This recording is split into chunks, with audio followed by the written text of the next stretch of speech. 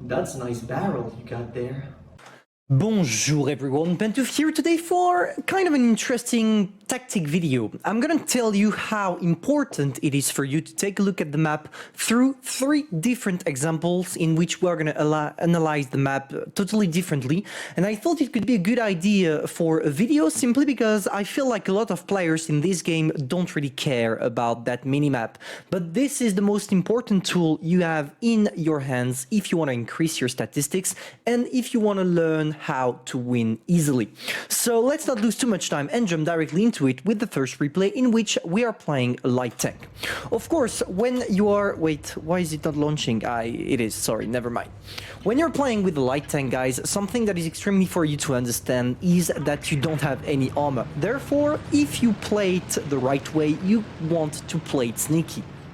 In the first minute of the game, I'm gonna go to the traditional light spot side, which is the right side, but I kind of like to play aggressively, but it's only me. Therefore, I don't go to the top bottom of the right corner. No, I decided to go more to the middle just to be able to spot some targets.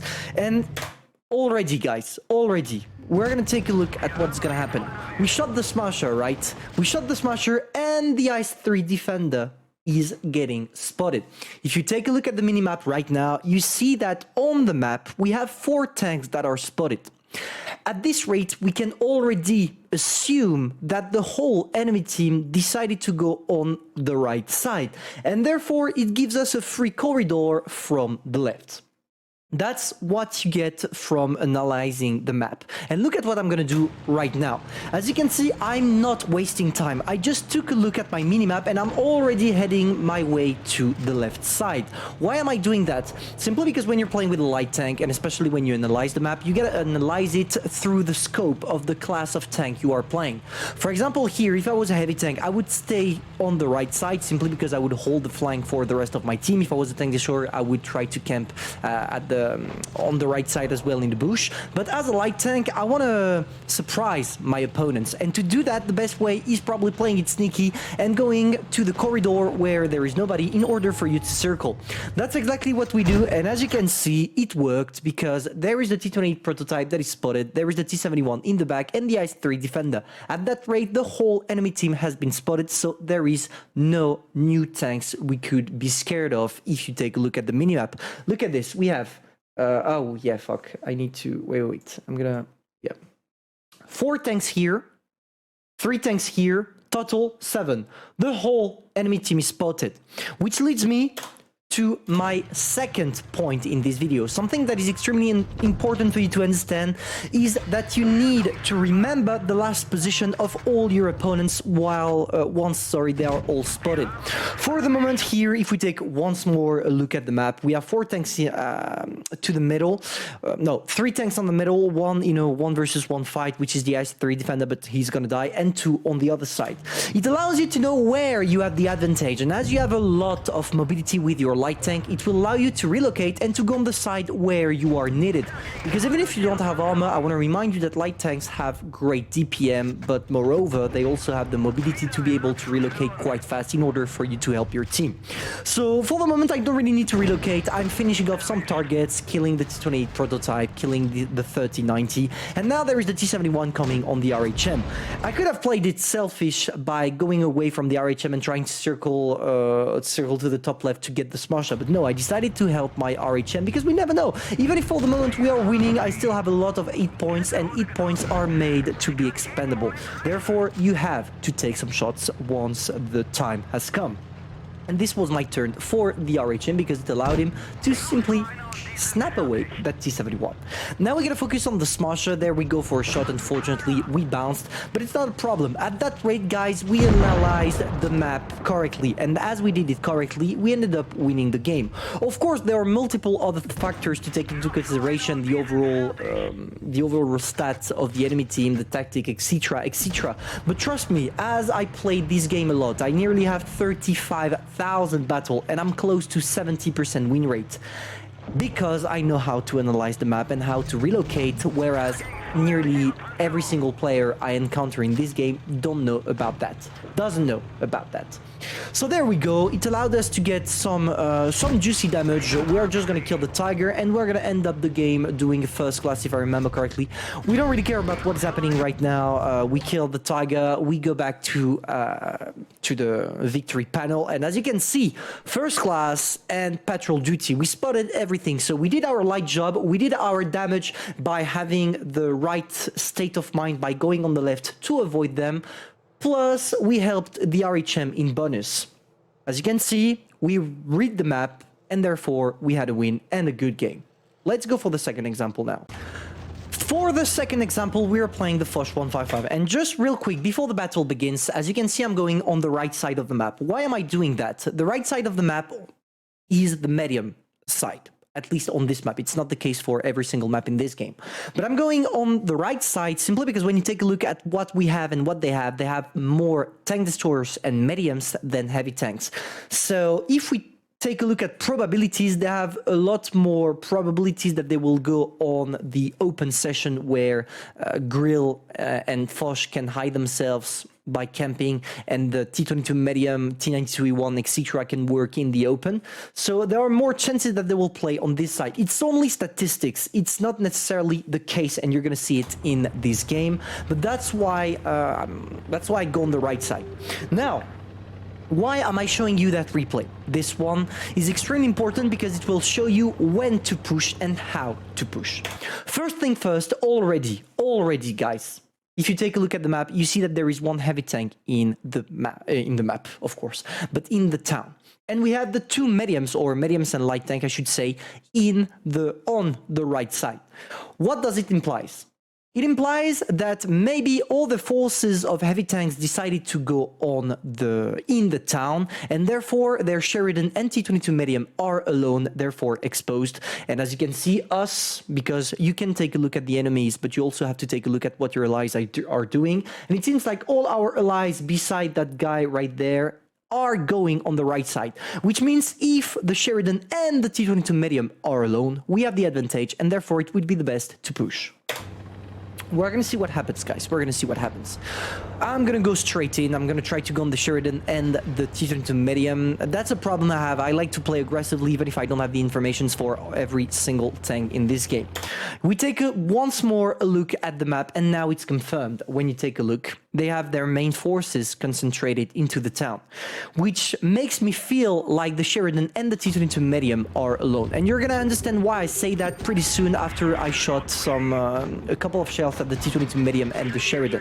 For the moment, I'm playing aggressively because I'm expecting my team to actually push through, but I guess that they don't have the same map reading as I do. Therefore, you're gonna see what I'm gonna send in the chat.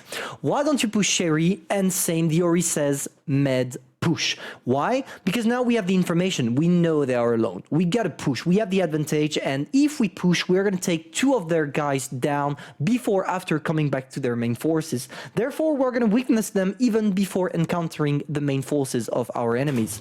And that's what we're gonna do. Well, I'm gonna wait for me to reload, but it seems like my team decided to push finally.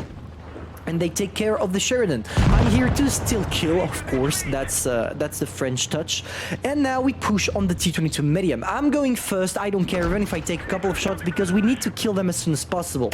And now if we take once more a look at the map, and I really want to advise you to take a look at your map at least every 20 seconds. I mean, it's just a quick, a quick view on it, so it doesn't take too much. And as you can see, Foch, T92E1, Emil 2, Grill, all their forces are in the town. So now we have the confirmation that there is no Grill or Foch here, and therefore we can push the T22 medium, which is alone. And that's exactly what we're going to do, which is going to lead to that guy death. Now what is interesting to understand is how I'm going to behave after the death of that T22 medium. Straight away I reload, of course, because I have the time, but here I have three possibilities. If we take a look at the map, I'm going to show you. If we take a look at the map, I can actually do, wait, I need to click on my, yeah. There are three things I can do. I can either go where the Ori is right now and wait for them because their main forces are going to probably rush here to kill the Ori. If I do that, I expose myself because me and the Ori are not strong enough, two of us, to kill all this big group here. I have another possibility. As you can see, the main forces are here, my main forces. And I'm with them, so it would be a shame if I did not stay with them. And as I have a really, really great mobility, even if the Ori is in the struggle, I can help him later on during the game thanks to my mobility. So what I'm going to do is I'm going to stay with the rest of my team.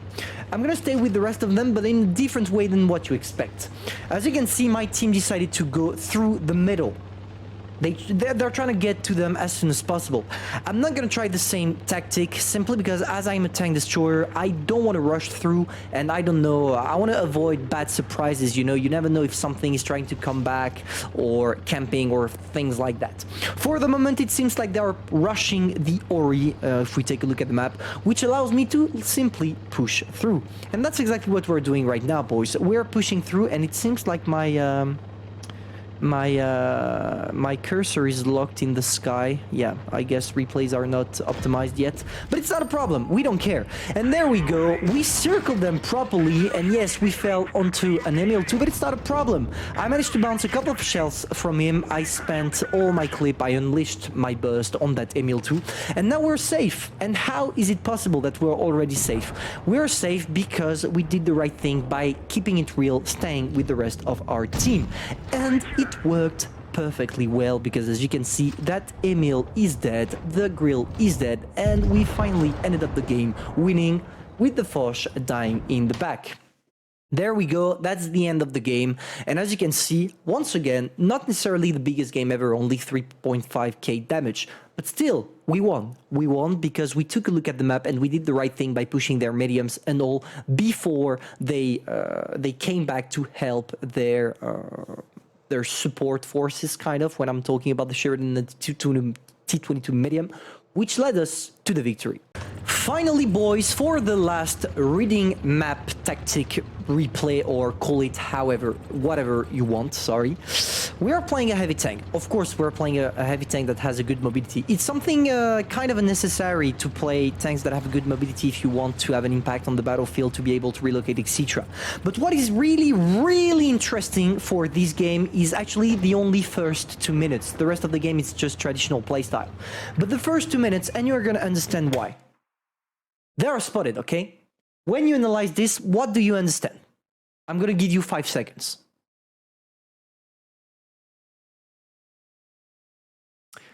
What you need to understand is that if we already spotted all these forces here, it probably means that they're all stacked together. As I have a tank that has a good mobility, I can advance myself to a really more aggressive position. And if I do, guys, if I push those guys by kind of sneaking my way up to a position from which I have some fire positions in all down, I'm gonna be more effective than the rest of my teammates that are all stuck to the same position, beside the tank destroyers that are camping in the back, of course.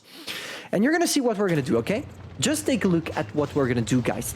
Here, if I did not have this information, I wouldn't have pushed straight through the cap circle and taking an advanced position.